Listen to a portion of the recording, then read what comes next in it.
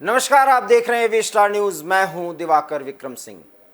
देश लाइव में आपका स्वागत है और देश लाइव में आज हम देश में चर्चित कुछ प्रमुख खबरों पर आपके सामने वो खबर देंगे और उसका विश्लेषण करने की कोशिश करेंगे ताकि देश और दुनिया में क्या कुछ घट रहा है उसके बारे में आप जान समझ सकें और एक जनमत तैयार करें। हम उन 5 घटनाओं पर और खबरों पर आपका ध्यान आकर्षित करने की कोशिश कर रहे हैं जो आपके लिए जानना बेहद जरूरी है। सबसे पहली खबर और सबसे पहले आपको ढेर सारी शुभकामनाएं अक्षय तृतीया और ईद उल फितर की। ये स्क्रीन पर 5 खबरें और 5 तस्वीरें देख रहे हैं और इन्हीं से जुड़ी वो खबरें हैं। जोधपुर में बवाल हुआ है। ईद के एक दिन पहले अर्थात रात में, आप पूरा 24 घंटा भी नहीं कह सकते, और झंडे को लेकर के, झंडे को हटाने को लेकर के विवाद हुआ। क्या कुछ खबर है वो हम आपको बताएंगे। और दूसरी खबर जुड़ी हुई है जो बहुत ही सुखद है। उत्तराखंड में 4 धाम यात्रा शुरू होने वाली है और उसके संदर्भ में क्या तैयारियां हैं उत्तराखंड सरकार की और क्या उसकी कुछ पहलू हैं उसकी जानकारी देंगे। और ईद के मौके पर ममता बनर्जी जो धर्मनिरपेक्षता और विपक्ष के राजनीति का प्रतीक बन रही हैं, वो भविष्य में 2024 के मिशन में मोदी को चुनौती देने उतरेंगी तो जिस वोट बैंक पर वो अपना अधिकार समझती हैं उसके संदर्भ में उन्होंने बड़ी बातें की हैं। क्या कुछ कहा है ममता ने वो हम आपको खबर में बताएंगे। और चौथी खबर, जर्मनी में प्रधानमंत्री ने किस तरीके से भारतवंशियों से बात करते हुए और चांसलर से मुलाकात करने के बाद भारत के ताकत का एहसास कराया और दोनों देशों के बीच कुछ समझौते हुए हैं।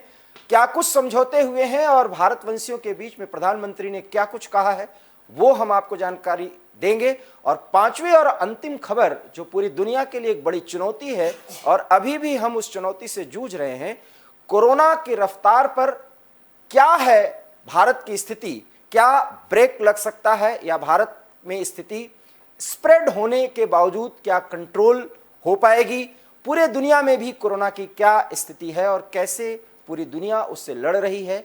इस बदले हुए माहौल में जबकि युद्ध की आशंकाएं हैं, कोरोना भी एक बड़े विभीषिका के रूप में हमारे सामने अपनी चुनौती प्रस्तुत करने में बिल्कुल पूरी तरह से चाकचौबंद है।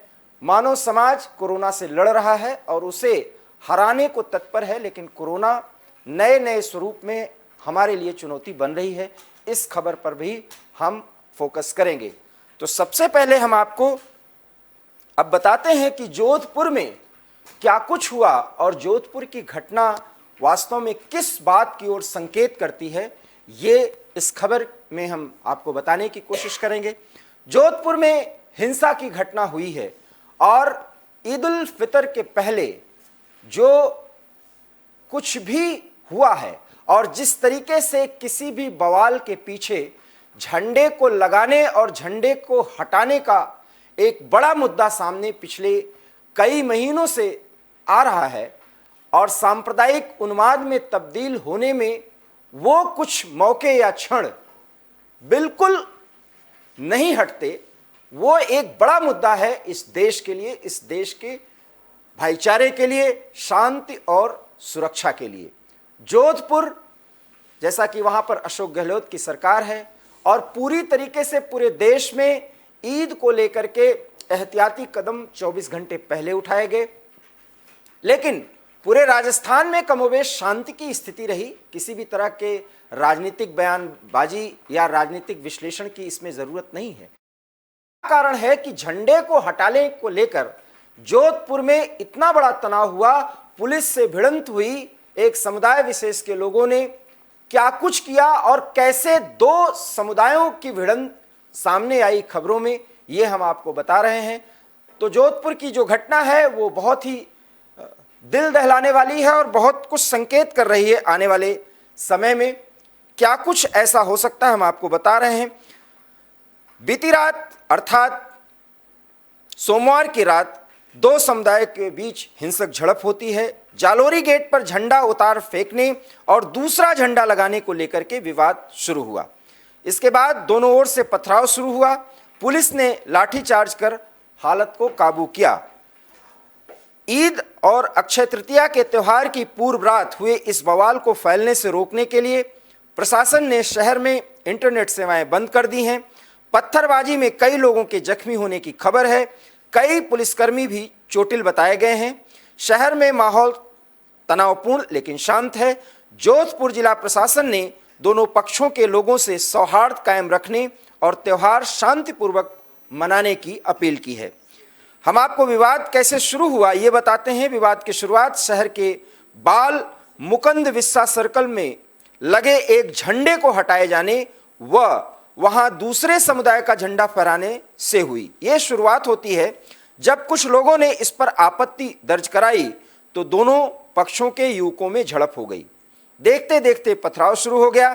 सूचना मिलते ही मौके पर पुलिस पहुंची और पुलिस को लाठीचार्ज करना पड़ा और भीड़ को खदेड़ना पड़ा। घटना स्थल पर भारी पुलिस बल तैनात किया गया है। जोधपुर जिला प्रशासन ने त्योहार के मौके पर तनाव और न फैले इसलिए एहतियात के तौर पर इंटरनेट सेवाएं बंद कर दी हैं। दोनों समुदायों के प्रमुख के लोगों ने जनता से शहर में शांति बनाए रखने की अपील की है। जोधपुर प्रशासन ने मंगलवार सुबह पढ़ी जाने वाली ईद की नमाज के लिए पूरी सुरक्षा व्यवस्था बना करके रखी, उसको कायम किया गया। तनावग्रस्त जालोरी गेट चौराहे के पास बड़ी ईदगाह है। यहाँ सैकड़ों लोग नमाज पढ़ने के लिए आते हैं और आज भी नमाज अदा की। पुलिस ने यहाँ सुरक्षा के कड़े प्रबंध किए हैं और उसके चलते किसी भी अप्रिय घटना की कोई सूचना फिलहाल नहीं सुनाई पड़ी है, न तो इसकी जानकारी है। उधर राजस्थान के मुख्यमंत्री अशोक गहलोत ने ट्वीट कर कहा कि जोधपुर में जालोरी गेट इलाके में दो गुटों में झड़प से तनाव पैदा होना दुर्भाग्यपूर्ण है। प्रशासन को हर कीमत पर शांति एवं व्यवस्था बनाए रखने के निर्देश हैं। जोधपुर मारवाड़ की प्रेम व भाईचारे की परंपरा का सम्मान करते हुए मैं सभी पक्षों से मार्मिक अपील करता हूं कि शांति बनाए रखें एवं कानून व्यवस्था बनाए रखने में सहयोग करें। ये राजस्थान के मुख्यमंत्री अशोक गहलोत का ट्वीट है। गौरतलब है कि सोमवार को चांद का दीदार होने पर मंगलवार को कश्मीर से कन्याकुमारी तक ईद का त्यौहार धूमधाम से मनाया जा रहा है। मुस्लिम समाज के लोगों ने एक साथ नमाज पढ़ी है। नमाज के दौरान अल्लाह की इबादत कर मुल्क की सलामती के लिए दुआ मांगी गई। वहीं दिल्ली एनसीआर में भी मंगलवार को ईद उल फितर को पूरे धूमधाम से मनाया गया और इस तरीके से पूरे देश में ये त्यौहार जो भाईचारे का प्रतीक है वो बहुत ही सौहार्दपूर्ण तरीके से मनाया जा रहा है। लेकिन बड़ा सवाल है कि जोधपुर में झंडे को हटाए जाने को लेकर के दो समुदाय के युवक आपस में क्यों भिड़े। सवाल यह है कि जब भगवा झंडा अगर त्याग का प्रतीक है जिसे हिंदुत्व से जोड़ा जाता है तो हिंदुओं को उस झंडे के प्रति एक लगाव है, उसके प्रति एक आस्था है। उस झंडे को उतारने की कोई बात हुई या इस्लामिक झंडे को लगाने जो धर्म से जुड़ा हुआ है और जिसमें हरा कलर है, अगर उस झंडे को लगाने के लेकर के जोधपुर के उस इलाके में दो समुदाय के युवक भिड़े और ऐसी घटना हुई तो पुलिस प्रशासन इस तरह के घटना होने के पहले क्या कर रही होती है? क्या ये सवाल उठाया जाना जरूरी नहीं? और जब घटनाएं घट जाती हैं तब भाईचारे को कायम करने के लिए ढेर सारी अपीलें की जाती हैं, मार्मिक अपील, और वो भी हृदय से अपील किया जाता है।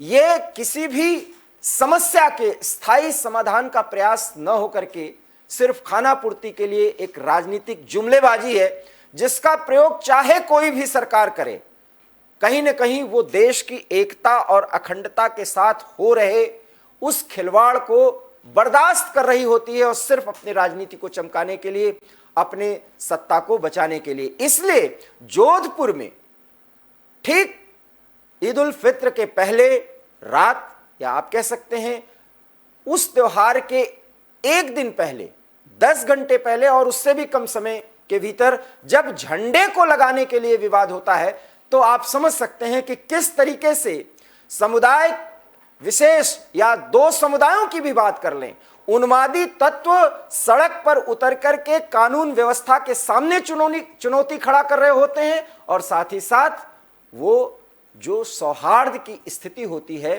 उसके भी धारा को पूरी तरह से विखंडित कर रहे होते हैं। अगर इनके खिलाफ सख्त कार्रवाई नहीं होती तो अभी तो जोधपुर, हो सकता है देश के किसी भी हिस्से में इस तरह की घटनाएं होती रहें और यूं ही भाईचारा कायम करने को लेकर के ट्वीट्स और बयानबाजी किया जाता रहे और सिर्फ हरे और भगवे झंडे को लेकर के सांप्रदायिक उन्माद फैलाया जाता रहे। ये कब तक बर्दाश्त इस देश में किया जाएगा? जोधपुर की घटना, और वो भी पवित्र त्योहार ईद उल फित्र के मौके पर उन सभी लोगों से, और भगवा जो त्याग का प्रतीक है उनको भी मानने वाले लोगों से ये पूछना बहुत ही लाजमी है, मौजू है, ये सवाल पूछा जाए कि आखिर में झंडे को लेकर के जो लड़ाई की जा रही है, जो वर्चस्व की बात सामने लाने की कोशिश की जा रही है, उससे उस धर्म का, उस संप्रदाय का कितना फायदा हो रहा है, ये अब उत्तर मांग रहा है 135 करोड़ हिंदुस्तान का अवाम। और अगर ये उत्तर नहीं मिलता तो इसका जवाब जनता ही आने वाले समय में देगी। तो ये रही जोधपुर की वो खबर। अब हम एक सुखद और बहुत ही महत्वपूर्ण खबर के बारे में, जो 4 धाम यात्रा से जुड़ी हुई है, उसके बारे में हम आपको बताएंगे कि किस तरीके से उत्तराखंड की सरकार 4 धाम की यात्रा को लेकर के विशेष सजग है और उत्तराखंड में वो सारी तैयारियां कर ली गई हैं। हम इसके बारे में आपको जानकारी दे रहे हैं। उत्तराखंड में 4 धाम यात्रा शुरू हो चुकी है। हर धाम में रोजाना दर्शन करने वाले श्रद्धालुओं की संख्या निर्धारित की गई है। श्रद्धालुओं की सुविधाओं के मद्देनजर पुख्ता इंतजाम कर लिए गए हैं।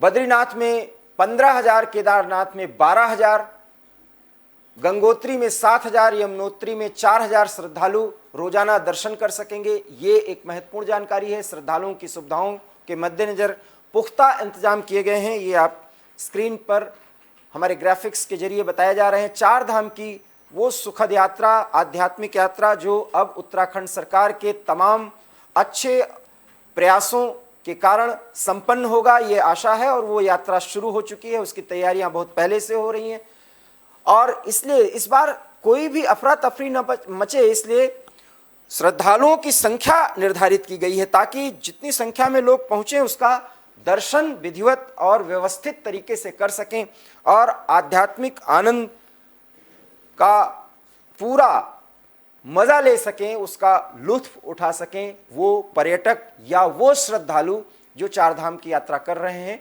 और इस तरीके से उत्तराखंड देवभूमि एक प्रसिद्ध डेस्टिनेशन बनने जा रहा है पूरी दुनिया के लिए। भारत के लोगों में तो वो बहुत ही ज़्यादा विख्यात है ही, प्रचलित है, लोकप्रिय है। 4 धाम की यात्रा में जो शुरुआत हुई है वो हर्षोल्लास के साथ वो शुरू हुआ है। गंगोत्री और यमुनोत्री धामों के कपाट अक्षय तृतीया के मौके पर मंगलवार को 6 महीने बाद श्रद्धालुओं के लिए पुनः खोले जाने के साथ ही इस साल की 4 धाम की यात्रा आरंभ हो चुकी है और इस बार रिकॉर्ड श्रद्धालु उत्तराखंड पहुंचने वाले हैं, ये संभावनाएं व्यक्त की जा रही हैं। और इस तरीके से अब कई लोगों को संदिग्धों की पहचान की जा रही है क्योंकि इस तरह से कुछ असामाजिक तत्व इस तरह की यात्रा में स्वार्थवश कुछ लाभ उठाते हुए दिखते हैं, उन सब की गिरफ्तारियां भी की जा रही हैं। और मंदिर समितियों से प्राप्त जानकारी के मुताबिक उत्तरकाशी जिले में गंगोत्री और यमुनोत्री कपाट मंगलवार को 11:15 और अपराह्न 12:15 पर खोले गए। बद्रीनाथ केदारनाथ मंदिर समिति के प्रवक्ता हरीश चंद्र के मुताबिक रुद्रप्रयाग जिले में केदारनाथ मंदिर के कपाट 6 मई को प्रातः 6:15 पर खुलेंगे, जबकि चमोली जिले में बद्रीनाथ धाम के कपाट 8 मई को सुबह 6:25 पर खोले जाएंगे। मुख्यमंत्री पुष्कर सिंह धामी ने भी कहा है कि राज्य में 4 धाम यात्रा को लेकर पूरी तैयारियां कर ली गई हैं। इसके साथ ही उन्होंने ये भी कहा कि इस वर्ष 4 धाम में लाखों श्रद्धालु आएंगे, जिन्हें बेहतर सुविधाएं उपलब्ध कराने के लिए राज्य सरकार ने पूरे इंतजाम कर लिए हैं। ये जानकारी भी हमने आपको पहले ही दे दी और इसीलिए हमने आपको बताया कि श्रद्धालुओं की संख्या को तय किया गया है। पर्यटन विभाग के ऑनलाइन पोर्टल पर पंजीकरण के लिए श्रद्धालुओं की भारी भीड़ लग रही है, ये जानकारी भी हम आपको देना चाहते हैं। सरकार ने धामों में प्रतिदिन दर्शन करने वाले श्रद्धालुओं की अधिकतम संख्या तय कर दी है, ये भी हम आपको स्क्रीन के जरिए बता रहे हैं। और जिन निर्धारित संख्या में श्रद्धालुओं को पहुंचने या वहां पर दर्शन करने की व्यवस्था की गई है, उनको हर एक सुविधा से रूबरू कराया जाए और उस सुविधा का वो पूरा फायदा उठा सकें, ये भी सुनिश्चित कर रही है धामी सरकार। ये जानकारी हम लोगों को देना चाहते हैं। और इसी तरह चारधाम की यात्रा जैसे ही शुरू की जाएगी, उस डेस्टिनेशन से लेकर के और सारे चारधाम के यात्रा को पूरा करने के बाद जब श्रद्धालु लौटेंगे अपने उस प्रथम डेस्टिनेशन स्थान जहां से उन्होंने यात्रा की शुरुआत की, उस दौरान उनको किसी भी असामाजिक तत्व का और चोर उचक्कों का सामना न करना पड़े, इसलिए पहले से ही एहतियाती तौर पर गिरफ्तारियां भी की गई हैं। 2526 लोगों को गिरफ्तार किया गया है, ये बताया गया है, ये जानकारी मिली है।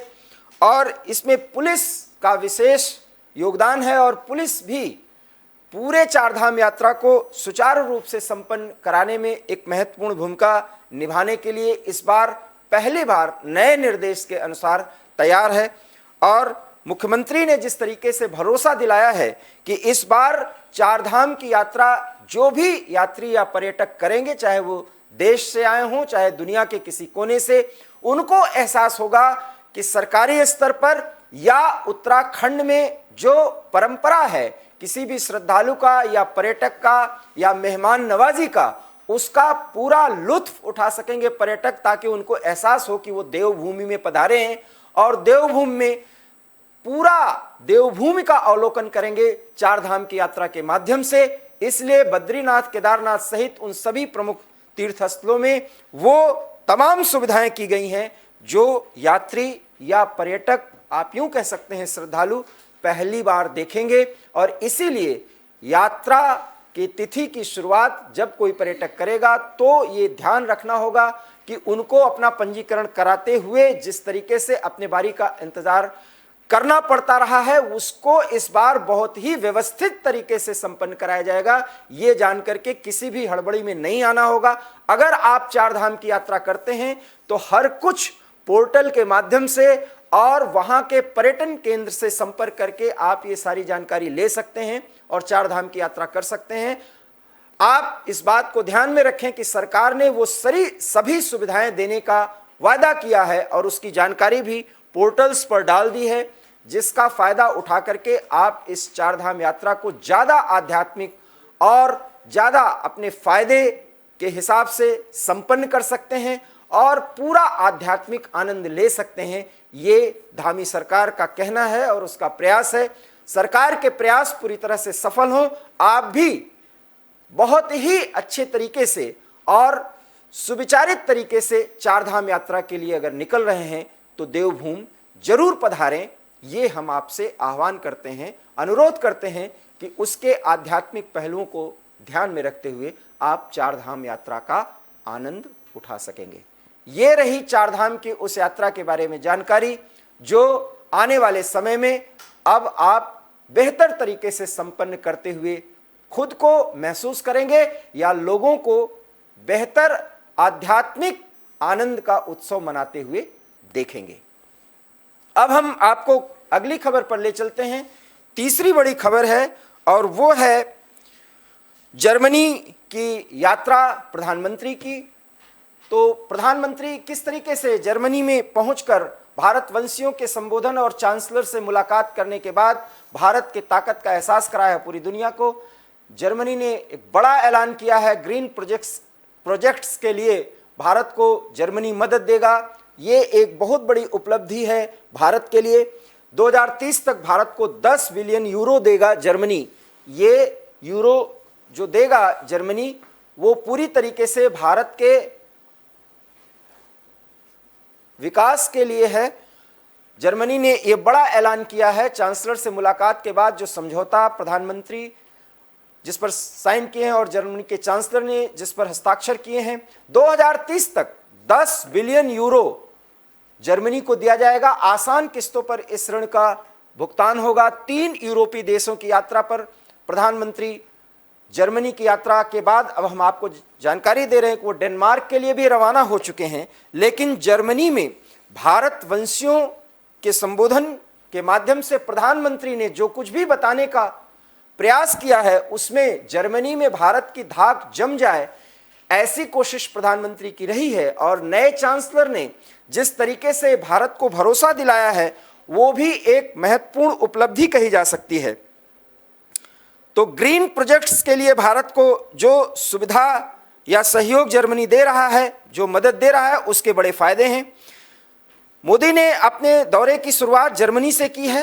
सोमवार को जर्मनी जब मोदी पहुंचे हैं तो उन्होंने जलवायु परिवर्तन के लक्ष्यों को पाने के लिए 2030 तक जिस धनराशि की अपेक्षा की थी, उससे ज़्यादा ही भारत को दिया है जर्मनी ने। ये एक बड़ी उपलब्धि कही जा सकती है। विदेश मंत्रालय ने भी इस संदर्भ में जानकारी दी है और ये बताया है कि हस्ताक्षर हो चुके हैं। Green and sustainable development partnership पर संयुक्त घोषणा, जिसे JDI के तहत मदद दी जा रही है, इसकी भी जानकारी भारत और जर्मनी की तरफ से आधिकारिक तौर पर दे दी गई है। विदेश सचिव विनय क्वात्रा ने भी इस बात की जानकारी दी है कि JDI भारत और जर्मनी के बीच विकास सहयोग एजेंडे को दीर्घकालिक रणनीतिक परिप्रेक्ष्य प्रदान करता है।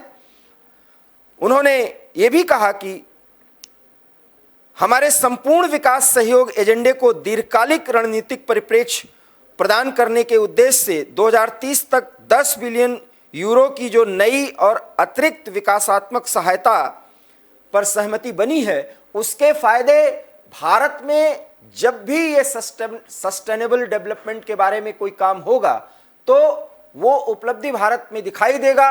और इसके लिए भारत जर्मनी का आभार व्यक्त करता है और इसके बदले में भारत जर्मनी को वो सब कुछ प्रदान करने की कोशिश करेगा जो जर्मनी चाहता है।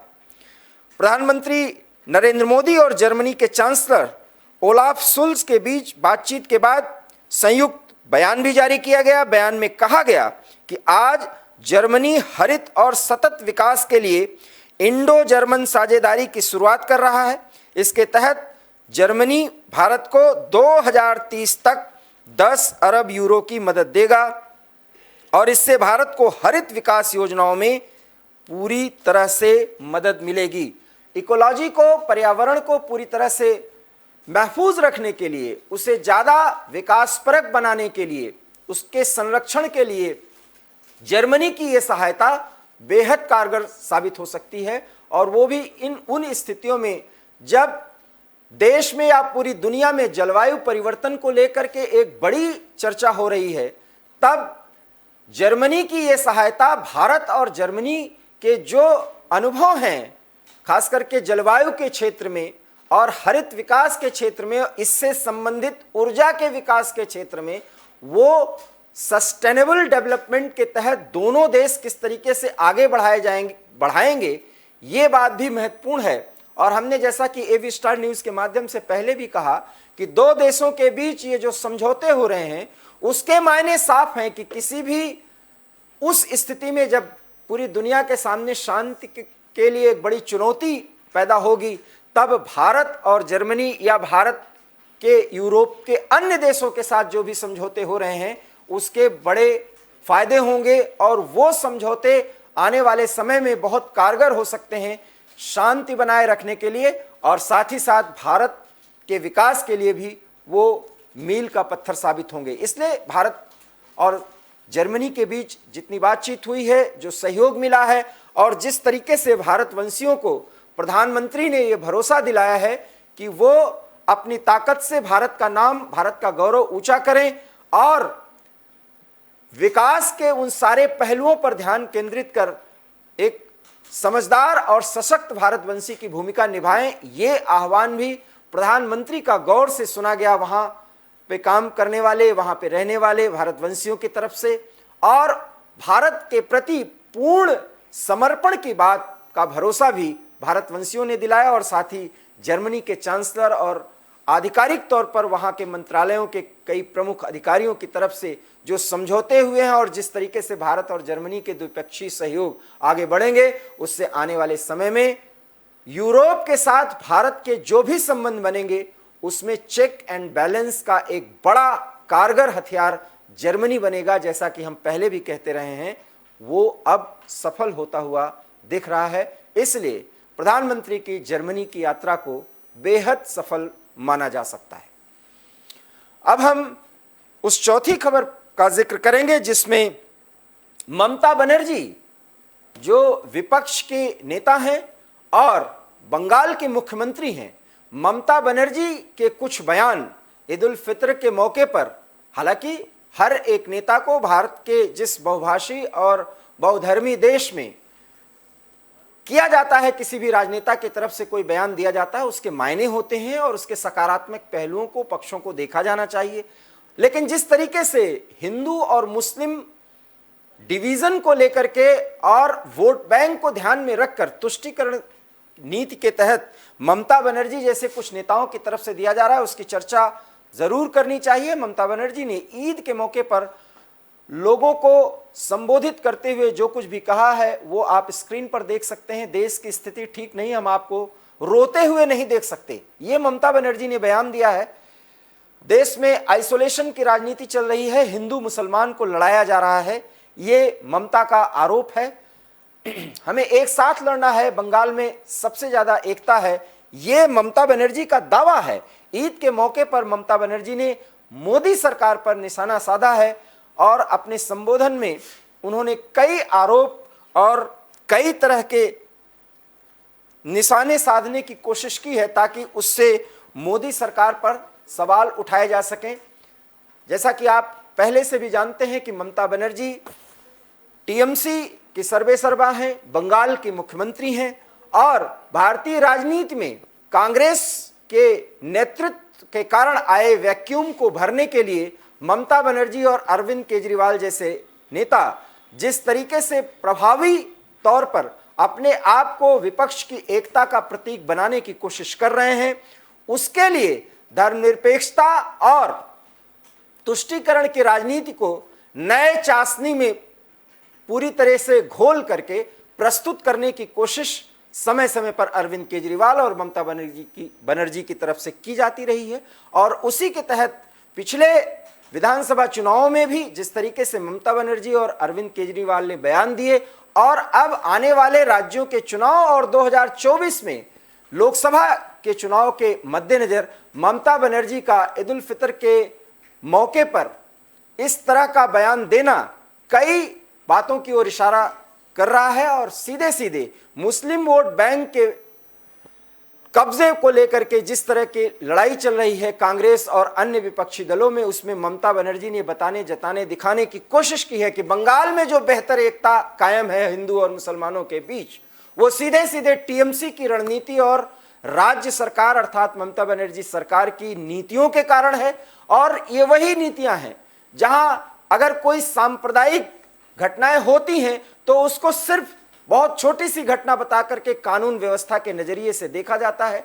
ये ममता सरकार की वो खासियत है जहां पर राज्यपाल को सीधे सीधे नजरअंदाज करके ममता बनर्जी उस तरीके के निर्णय लेती हैं। हालांकि राज्यपाल उसका प्रतिरोध करते हैं, समय समय पर वो बातें सामने आती हैं, लेकिन विपक्षी एकता के नाम पर, देश में धर्मनिरपेक्षता को कायम करने के नाम पर ममता बनर्जी ने ईद के मौके पर जो कुछ भी बयान दिया है उस पर सवाल उठना और उनके बयानों की क्या धार है इसको भी समझना अब बहुत जरूरी है। क्योंकि अगर इस देश में हिंदुओं और मुसलमानों को लड़ाया जाता रहा हो तो 30 करोड़ मुसलमानों की आबादी वाले इस भारत में हर एक जगह सांप्रदायिक उन्माद फैल रहा होता। लेकिन कुछ सांकेतिक घटनाओं को छोड़ दिया जाए तो इस देश में हिंदू और मुसलमान अमन चैन से रह रहे हैं और उसमें भी कोई भी धर्म ये नहीं कह सकता कि उसके साथ अन्याय किया जा रहा है। और अगर आज बदली हुई परिस्थितियों में हर राजनीतिक पार्टी या राजनेता या यूं कहें सरकार का प्रतिनिधित्व करने वाला कोई भी मुख्यमंत्री या देश का नेतृत्व करने वाले प्रधानमंत्री अगर अपने अपने कामों से ये दिखाने, बताने और जताने की कोशिश इस देश के लोगों से करें कि हर धर्म का सम्मान है, तुष्टीकरण की राजनीति को तिलांजलि देनी है और अगर सांप्रदायिक उन्माद फैलाने के लिए कोई मूल कारण है तो उस बात को साफ तौर पर कहने से अब गुरेज नहीं करना चाहिए, गलती चाहे मुसलमान पक्ष से हो, मुस्लिम पक्ष से हो या हिंदू पक्ष से हो। और ऐसे में किसी को साधने के लिए अगर भाईचारा सिर्फ ऊपरी तौर पर कायम करने की कोशिश की जाएगी और ममता बनर्जी जैसे नेताओं के बयान आते रहेंगे तो क्रिया की प्रतिक्रिया होगी। और किस अंदाज में और किस फायदे के लिए ममता बनर्जी और अरविंद केजरीवाल जैसे लोग एक तरह से सांप्रदायिक बयान देते हैं, उस बयान को भी इस देश की बहुसंख्यक जनता अब समझने लगी है। हो सकता है कि बंगाल में अभी ममता का जादू और चले, लेकिन ममता बनर्जी को यह सोचना होगा कि जो कुछ भी प्रयोग टीएमसी के माध्यम से वो कर रही हैं, आने वाले समय में वो देश के लिए बहुत मुश्किलों भरा एक चैलेंज प्रस्तुत कर सकता है और उससे 135 करोड़ के आवाम को निपटना ही होगा। इसलिए जो भी उन्माद की बातें कही जा रही हैं उसके परिप्रेक्ष्य को समझ करके अगर उनको खत्म करने की कोशिश की जाए और गलत लोगों, असामाजिक तत्वों और समाज में उन्माद फैला रहे लोगों को जो पर्दे के पीछे भी काम कर रहे होते हैं उनको सामने ला करके दंडित करने का काम किया जाए, वो भी एक नजरिए से देखकर, तो ममता बनर्जी, अरविंद केजरीवाल या किसी भी धार्मिक संगठन के किसी भी नेता या मुखिया की इतनी हिम्मत ही नहीं होगी कि वो देश के शांति को भंग करने की जरूरत कर सके। तो ममता बनर्जी के बयान जो कि पूरी तरह से राजनीतिक चाशनी में घुले हुए हैं, उनके मर्म को, उसके पहलुओं को, उसके पक्ष को समझने की जरूरत है और देखना ही यह होगा कि ममता का बंगाल का यह प्रयोग आने वाले समय में या यूं कहें 2024 तक किस किस राज्य में किस अंदाज में प्रयोग किए जाते हैं और टीएमसी के ये नेता और साथ ही साथ आम आदमी पार्टी के नेता अरविंद केजरीवाल किस तरीके से पूरे देश में अपने आप को प्रासंगिक बनाने की कवायद करते हैं। ये रही चौथी खबर। अब हम आपको ले चलते हैं उस पांचवी और अंतिम खबर की तरफ जो पूरी दुनिया के लिए एक बड़ी चुनौती है। जी हां, हम बात कर रहे हैं कोरोना की। कोरोना की समस्या पूरी दुनिया में अभी प्रभावी तरीके से आगे बढ़ रही है और चीन जैसा देश जिसे इसके उत्पत्ति का एक प्रमुख कारण और कारक बताया गया, आज वो इससे जूझ रहा है। संघाई सहित कई ऐसे शहर जहां से लोग भागने को मजबूर हैं, लेकिन भारत में स्थिति कुछ बेहतर है और अन्य देशों के मुकाबले उसके पीछे कई ऐसे कारण हैं। 2 साल के भारत के लोगों और सरकार और हमारे वैज्ञानिकों के प्रयासों से जो सफलता भारत को मिली है वो देखा जा सकता है। कोरोना के मामलों में बड़ी गिरावट देखी गई है, ये जानकारी हम आपको दे रहे हैं। एक सुखद खबर और सुखद पहलू है कोरोना के उस दंश को लेकर के जहां तक हम चर्चा करते हैं। पिछले 24 घंटों में 2568 नए मामले आए हैं, ये जानकारी, क्योंकि कोरोना अभी भी हमारे लिए चुनौती है। पिछले 24 घंटे में 18.6% की गिरावट आई है, जो पूरे भारत के लिए बहुत ही सुखद खबर है। सोमवार को सामने आए थे 3157 मामले और देश में कोरोना संक्रमण की रफ्तार पर ब्रेक लगने की बात हम कह सकते हैं। और आधिकारिक तौर पर ये स्क्रीन पर जो कुछ भी चल रहा है, जो फैक्ट्स हम आपको दिखा रहे हैं, बताने की कोशिश कर रहे हैं, उससे इतना तो साफ है कि सरकारों का प्रयास, इसमें चाहे केंद्र सरकार हो चाहे राज्य सरकार हो, वो पूरी तरह से कारगर है। और भारत के लोगों ने भी जिस तरीके से कोरोना गाइडलाइंस को फॉलो किया है, उसका महत्व समझा है, वो भी काबिले तारीफ है, काबिले गौर है। हालांकि पिछले 2 साल से अधिक समय से जिस तरह से हम कोरोना के दंश को झेल रहे हैं और समय समय पर कुछ ऐसी स्थितियां, परिस्थितियां पूरे देश के सामने चुनौती बन करके आई हैं, जिससे लगा कि कहीं देश की विकास की रफ्तार पूरी तरह से खत्म न हो जाए। और ऐसी स्थिति भी आई जब सामाजिक तौर पर, आर्थिक तौर पर भारत के सामने बहुत चुनौती आई, लेकिन उन तमाम चुनौतियों का सामना करते हुए हम कोरोना से जूझते रहे और तमाम प्रवासी मजदूरों की समस्याएं, किसानों की समस्याएं, मध्यम वर्ग की समस्या, कोरोना से आए औद्योगिक गिरावट के कारण बेरोजगारी की समस्या, इनसे जूझते हुए महंगाई की समस्या, इन सब से जूझते हुए जिस हिसाब से हर एक भारतीय समय समय पर कोरोना वॉरियर की भूमिका में आया, उसका एक सुखद पहलू है कि अब कोरोना के मामलों में मामूली बढ़त के बाद गिरावट दर्ज की जा रही। हालांकि हम इसका दावा नहीं कर सकते कि यह गिरावट स्थायी तौर पर आगे भी जारी रहेगी, क्योंकि कोरोना अभी किसी लहर के रूप में भारत में स्थापित नहीं हो पाई। ये कई दावे किए जा चुके हैं, लेकिन कोरोना की रफ्तार दिल्ली एनसीआर सहित देश के कई भागों में पिछले 7 से 10 दिनों के अंदर बहुत तेजी से बढ़े हैं, लेकिन उसमें गिरावट भी दर्ज हुई है और स्थिति कमोबेश कंट्रोल में अर्थात नियंत्रण में दिख रही है। उसके पीछे जिस तरीके से वैक्सीनेशन के कार्यक्रम को आगे बढ़ाया गया और अभी जिसे जारी किया गया है और वो प्रक्रिया जारी है, बच्चों तक को वैक्सीन देने की सारी सुविधाएं उपलब्ध कराई जा रही हैं और बहुत जल्दी हम इस बात का दावा कर सकते हैं कि हम अतिरिक्त डोज भी पूरे भारतीयों को उपलब्ध करा सकेंगे। इतने मात्रा में वैक्सीनेशन और वैक्सीनेशन के कार्यक्रम को चलाए जाने का ये जो हमारा अनुभव है, उसका फायदा पूरे देश में दिख रहा है। लेकिन हम आपसे बार बार अनुरोध करेंगे कि जिन देशों में अभी कोरोना की विभीषिका जारी है, वो देश भी वैक्सीनेशन के अपने कार्यक्रम को बहुत महत्वपूर्ण तरीके से आगे बढ़ाते रहे हैं, उसको बढ़ाने में वो सफल रहे हैं। लेकिन कोरोना की एक लहर ने उनके फिर दैनिक क्रिया और उनके आर्थिक व्यवस्था पर एक बड़ी चोट की है, जिसपे चीन का नाम लिया जा सकता है, यूरोप के कुछ देशों का नाम लिया जा सकता है। ऐसे में भारत में कोरोना पूरी तरह से खत्म हो गया है ये तो हम कह ही नहीं सकते, क्योंकि आंकड़े बयां कर रहे हैं कि कोरोना की स्थिति अभी भारत में भी खतरनाक तो नहीं, लेकिन कहीं ना कहीं प्रभावी तरीके से एक स्लीपर सेल की जो भूमिका होती है, उस भूमिका में अभी कोरोना है और कहीं ये प्रभावी ना हो जाए, इसके लिए हमें बहुत एहतियात बरतना होगा। इसलिए किसी भी तरह की लापरवाही हम कर ही नहीं सकते, क्योंकि कोरोना पर ब्रेक तो लगा है।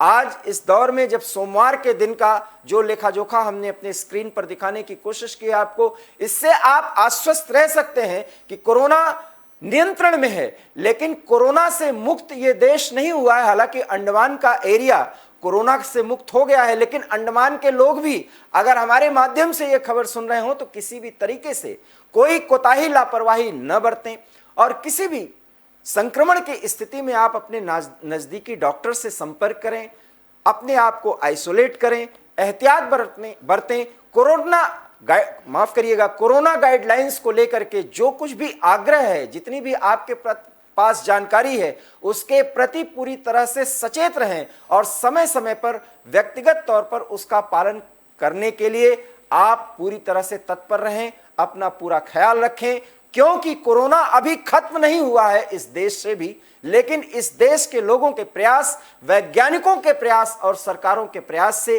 कोरोना की कोई लहर फिलहाल इस देश में नहीं है, लेकिन हमें पूरी तरीके से सावधान और सचेत रहना होगा। देश और दुनिया की इन तमाम बड़ी खबरों के साथ फिलहाल मुझे देश लाइव से दीजिए इजाजत। नमस्कार।